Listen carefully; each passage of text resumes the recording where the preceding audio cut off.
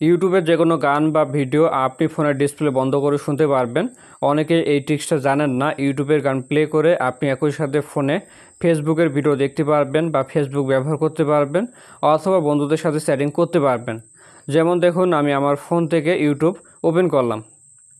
এবার ধরেন এখান থেকে আমি এই ভিডিওটা প্লে করছি।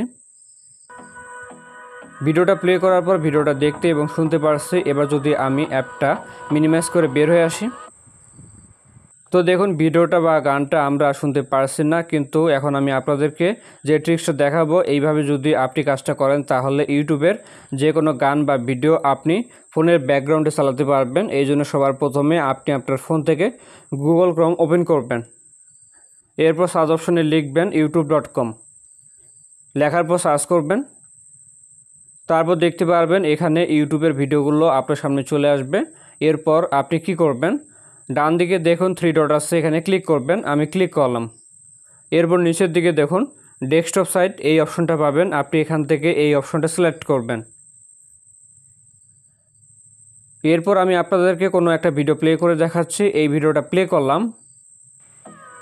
তো দেখতে পাচ্ছেন ভিডিওটা চলছে। ভিডিওটা চালু অবস্থায় আমি অ্যাপটি মিনিমাইজ করে বের হয়ে আসলাম।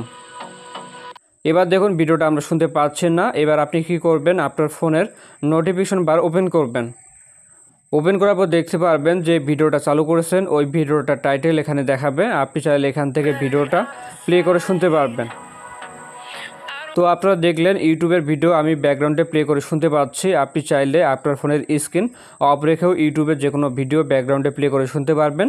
বিশেষ করে আপনারা যারা গান শুনতে ভালোবাসেন, আপনার পছন্দের যে কোনো গান ইউটিউব থেকে প্লে করে এভাবে শুনতে পারবেন। ভিডিওটি ভালো লাগলে লাইক করবেন। দেখা হচ্ছে নতুন কোনো ভিডিওতে। সকলে ভালো থাকবেন। ধন্যবাদ।